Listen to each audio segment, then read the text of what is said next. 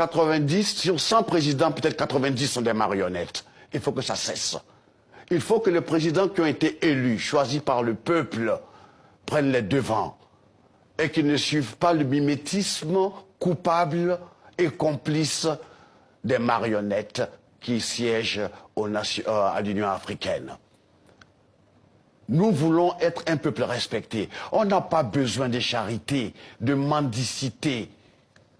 L'Afrique a tout pour s'en sortir. Ça fait 60 ans qu'on nous promet qu'on nous aide. On ne veut pas de cette sorte d'aide. On n'est pas des mendiants. Oui. On a le pouvoir humain, on a l'énergie de matières premières. On peut s'en sortir. Qu'est-ce que vous pensez, Alpha, du discours du président français Emmanuel Macron à Ouagadougou qui a reconnu d'abord les crimes de la colonisation et qui a appelé finalement à sortir de cette relation-là? Mais écoutez, d'abord je vais dire à M. Macron qu'on n'a pas attendu lui pour lui nous dire ça. On en est conscient. Cette leçon, il la garde pour lui. Vu après comment il s'est comporté avec le président Kaboré, il fallait que son protocole, son chef de protocole, lui dise qu'un jeune comme lui n'a pas le droit de tapoter sur la joue un président, un aîné, qui pourrait être son père. C'est très important. Ok, c'est maladroit, mais je lui accorde des circonstances atténuantes. C'est la faute à son protocole. Mais lui qui parle qu'il faut qu'on change, c'est une nouvelle façon de voir. C'est pas la France-Afrique. Il veut rompre finalement avec la France-Afrique. Mais c'est pas en tapotant l'autre sur la joue qu'on rompt. C'est une façon de l'infantiliser. Et c'est mal élevé. Oui. Ok? Mais reconnaître les crimes de la colonisation comme il l'a fait, ça va sur le bon chemin? Ce que je voudrais, c'est que les Africains aujourd'hui sont conscients.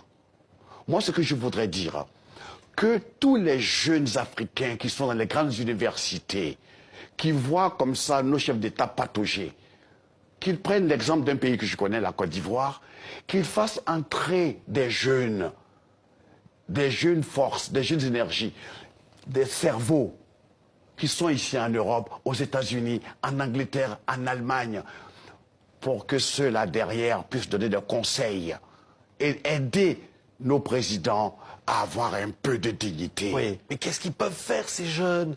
Ces jeunes, on dit. Comment l'avenir leur appartient, oui. parce que comment on ne laissera pas. Écoutez, j'ai la chance de connaître quelques jeunes dans l'équipe de M. Ouattara. Ils sont brillants. Ils sont polytechniciens. Il y en a plein comme ça. Il y a des Béninois, il y a des Togolais, il y a des Congolais, il y a des Camerounais, il y a des Sénégalais. Tous ceux-là doivent venir à la rescousse. Ils ne peuvent rien apporter ici en Europe. Mais en Afrique, on a besoin d'eux. Il ne faut pas qu'ils soient là et que leur silence et leur inactivité,